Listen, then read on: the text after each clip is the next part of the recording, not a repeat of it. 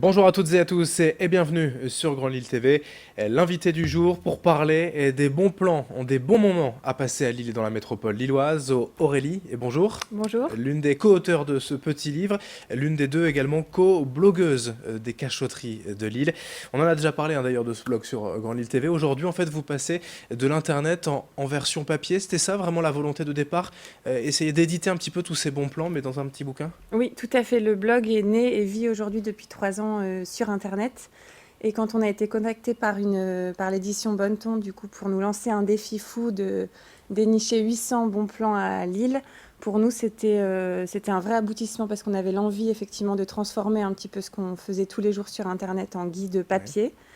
Et du coup, effectivement, c'était une volonté de travailler aussi bien sur le web que sur le papier pour nous. Alors c'est vrai que 800 promesses de bons moments, ça paraît beaucoup quand même. Au début, ça nous a paru effectivement beaucoup. On s'est dit comment on va faire parce que pour avoir une idée sur le blog aujourd'hui, on a environ 350 Mhm. bonnes adresses. Mais en fait, ce qu'il faut savoir, c'est que ça ne comprend pas que Lille, c'est aussi Ouais. toute la métropole. Donc ça peut aller de Villeneuve-d'Ascq, Croix, Roubaix, Tourcoing, Marcq-en-Barœul, la Madeleine. C'est des villes qu'on connaissait un petit peu moins, nous, sur le blog et voilà, le guide nous a permis d'aller un petit peu nous balader et dénicher aussi de bonnes adresses sur ces villes-là qu'on connaît parfois moins, où on y va moins. Donc les 800 adresses, on les a trouvées. Après, il faut savoir qu'on c'est pas uniquement des lieux de consommation, donc adresses, restaurants, bars, etc. C'est aussi tout simplement des petits détails d'architecture. Ça peut être juste des balades à faire le dimanche en famille Voilà, pour j'ouvrais essayer par d'ouvrir exemple les là, yeux. une page aléatoire, c'est discuter avec les pêcheurs au bord de la Dole, c'est vraiment Ouais, prendre le temps en fait de profiter de certains bons moments. c'est exactement ça. C'est profiter, ouvrir les yeux dans une ville qu'on a l'impression parfois de connaître, mais en fait pas du Mhm. tout. D'oser aller pousser la porte d'endroits qui nous sont pas forcément familiers. Et c'est aussi d'aller dans des quartiers qu'on connaît moins, d'oser un petit peu sortir de nos habitudes. C'est un classement, vous l'avez géré comment en fait à l'intérieur? Par thème, par secteur? Alors on l'a fait par ville, par D'accord. secteur géographique, donc Mhm. d'abord par tous les quartiers de Lille et ensuite par ville du coup de métropole, pour que les gens puissent se repérer et après tout est mélangé. Voilà, l'idée c'est de vraiment venir piocher un petit peu dans le guide, c'est effectivement d'aller chercher une chose qu'on a envie de faire, une chose originale à faire tout seul, en famille ou entre amis. On a un peu tout mélangé justement pour que ça puisse plaire à un maximum de personnes. Oui, avec 800 idées, forcément, c'est pour la famille, les C'est amis, ça. et même voilà, c'est ça, vous le disiez, seul ou en groupe en fait, ça C'est marche ça. dans En tous les fait, sens. la volonté de l'éditeur par rapport au blog, c'était vraiment qu'on s'adresse à un maximum de personnes. Nous, c'est vrai qu'on a tendance à aller vers des gens qui nous ressemblent, je pense, qui ont plus ou Mhm. moins le même âge que nous, qui aiment Oui. bien sortir, etc. Et là, ils nous ont dit, voilà, il faut plaire aux retraités qui aiment bien se balader, il faut plaire aux familles avec les enfants, il faut plaire aussi aux gens de passage sur l'île qui auront 48 heures pour visiter l'île et qui ont envie de sortir un peu des sentiers battus. Donc la difficulté pour nous, c'était de se mettre un peu à la place de tout le monde et d'essayer de se dire, tiens, qu'est-ce que j'aimerais faire si j'avais des enfants ou qu'est-ce que j'aimerais faire si j'avais du temps pour moi, pour me balader, où j'aimerais aller, qu'est-ce que j'aimerais découvrir. Comment vous faites d'ailleurs pour repérer, alors outre sur le blog, hein, au quotidien, mais Ouais. aussi pour ce livre, comment se fait le travail? On fait beaucoup de veille sur les médias, sur Internet. Il y a aussi beaucoup le bouche à oreille. C'est vrai Mhm. qu'aujourd'hui, les gens nous connaissent sous les cachotteries, donc on est beaucoup sollicités ou même par nos proches. Ah tiens, j'ai vu ça, je pense que ça peut vous intéresser. Ou tiens, j'ai été visiter tel endroit et ils nous en parlent.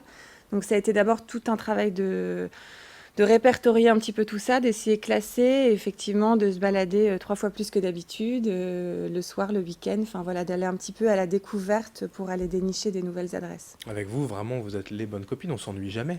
On essaye, effectivement, notre volonté, c'est vraiment de montrer que l'île est riche de plein de choses. Il se passe énormément Mhm. de choses. Il y a beaucoup de créateurs, il y a beaucoup de concepts qui se créent à Lille. Lille est une ville riche et trop peu de gens le savent. Donc c'est vrai que pour nous, c'est un vrai défi de montrer tout ce qui se passe. Et effectivement, maintenant, on nous appelle beaucoup pour avoir des bons plans pour le week-end ou des bonnes adresses. Vous vous êtes également surprise vous-même, forcément, Lille, vous l'avez dit, vous connaissez un peu mieux, en allant à Roubaix, Tourcoing, Villeneuve-d'Ascq, ou même dans les plus petites communes aux alentours. Vous avez aussi Oui. voilà, découvert vous-même certaines belles adresses? Ouais, c'est vrai qu'on n'y pense pas forcément.